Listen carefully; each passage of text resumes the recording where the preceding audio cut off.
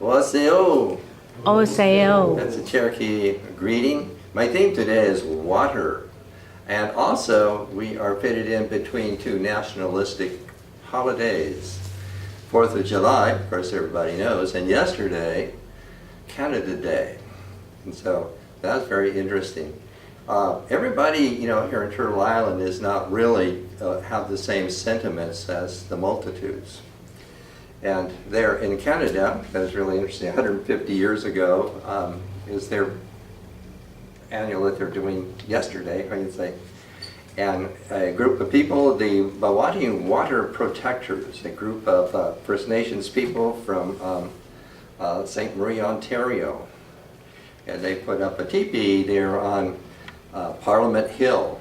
And the gendarmes, didn't like that, and there was a little bit of a difference there, but finally a truce was come about, and so they could move the teepee next to the Peace Tower, just off the side from where they're doing the Canada Day festivities.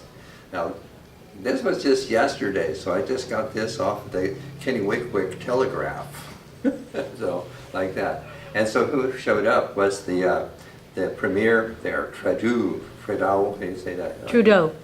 And so he showed up, and he spent for a half hour or so in the teepee talking with our people and coming out and saying, I was here out of respect and reconciliation.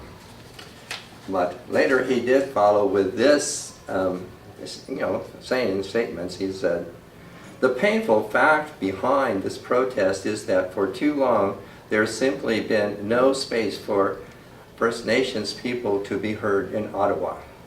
Our government is committed and dedicated to moving forward on reconciliation. Myself and everyone in the cabinet, and we have a lot of work to do. As we mark Canada 150, we also recognize that for many today is not an occasion for celebration. First Nations people in this country have faced oppression for centuries. As a society, we must acknowledge and apologize for these wrongs and chart a path forward for the next 150 years, one in which we continue to build our nation-to-nation, Inuit Crown, and government-to-government relationship with the First Nations, Inuit, and Métis Nation. The Métis have recently gained recognition by the government. The Métis is a French name similar to mestizo, meaning basically native and French, but native and Americans there. So that gives you an idea of something that's going on there. And then also this week on the pipeline in North Dakota there, we also have something that's really remarkable that has come out here.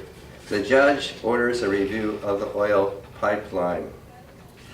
And the outstanding things in this article is the Army Corps of Engineers largely complied with the environmental law when permitting the pipeline to be built by this Energy Transfer Company. But the judge also said they didn't adequately consider how an oil spill under the Missouri River might affect Standing Rock people's fishing and hunting rights, or whether it might disproportionately affect the tribal community. This is what's new, a concept known as environmental justice that aims to ensure development projects are not built in areas where minority populations might not have the resources to defend our rights. And as it turns out, but if the Army Corps of Engineers had gone another 88 yards, less than the length of a football field, they would have been in the Standing Rock Reservation. So, obviously, the people have said the Corps was gerrymandering. So that's considered as a victory. The Missouri River in Lakota is the Minnesota, and it is the actual heart.